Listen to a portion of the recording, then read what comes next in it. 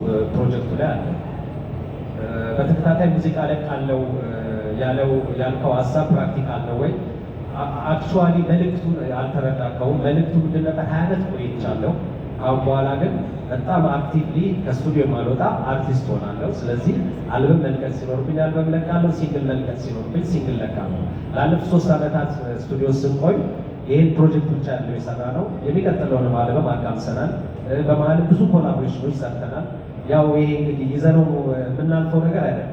ዞሮ ዞሮ አንድ ሙዚቃ ዛሬ ብንለቅ ዛሬ ካልተሰማ ኦፍኮርስ አየር ላይ እስካለ ድረስ ሙዚቃው ሰው ደግሞ ያን ሙዚቃ ለማግኘት እድሉን ካገኘ የተመቸው ጊዜ ይሰማዋል። ስለዚህ ዛሬ አልተወደደ ማለት ነገ አይወደድም ማለት አይደለም።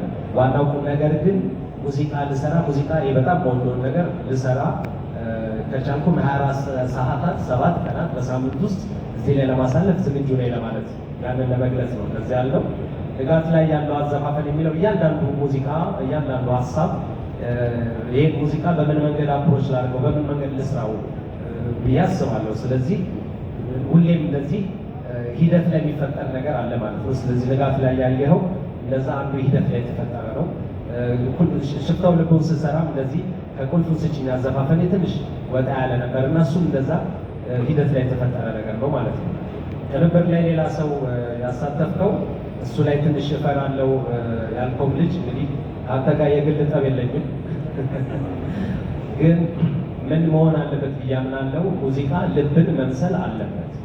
ሙዚቃ ሬጌ ስለ ሬጌ ሙዚቃ ስናወራ በጣም ትልቅ ችሎታ ሳይሆን ትልቅ ፊሊንግ ትልቅ ስሜት ነው የሚፈልገው። እኔ ደግሞ እድሜ ሙሉ ሬጌ ሙዚቃ ላይ አሳልፍ ያለውና ከኔ በዛ ደረጃ ከኔ የተሻለ ፊሊንግ አለው የማስበው ሙዚቀኛ ላይኖር ይችላል።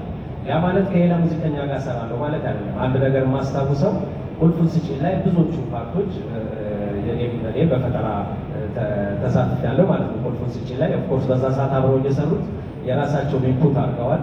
ግን በመፍጠር ደረጃ ግን ብዙ ነገሮች ከሪትም ፕሮግራም ጀምሮ እስከ ቤዝ ላይኖች ኢንትሮች የኔ ናቸው ማለት ነው። ስለዚህ አሁን ደግሞ ትንሽ እነዚህ 20 ዓመቶች ያስተማሩኝ የሆነ መንገድ አለ ማለት ነው። ስለዚህ ሙዚቃውን ሳንሰማ መፍረድ አንችልም። ሙዚቃውን ሰምታችሁ ያኔ ልክ ነበር ይሄ ውሳኔ ልክ ነበር ብላችሁ ራሳችሁ ጥያቄውን መመለስ የሚችሉ ይመስለኛል። ሙዚቃ መቀየጥ ተብሎ ስለተነሳው አንድ ሙዚቃ አለ ውሃና እሳት የሚል እሱን ጋብዛችኋለሁ። እሱ ሙዚቃ ሞር የሬጌ ስሜትና ሲምፎኒ አይነት ኦርኬስትራ ሙዚቃ አይነት ቅልቅል ነው። ስለዚህ በተወሰነ ደረጃ መቀየጥ አለብን እዚህ አልበም ላይ እንደዚህ ያስፈልጋል ብለን ሳይሆን ስሜታችን ወደዛ ስለወሰደን ያንን አድርገናል ማለት ነው። ከዛ በመቀጠል አዲስ ካለው ሳውንድ ከተማ ውስጥ ካለው እንትን ጋር ውድድር ውስጥ ለሚለው መጀመሪያ ሙዚቃ ውድድር አይደለም። ሁሉም ሰው የራሱን ስሜት ይገልጻል።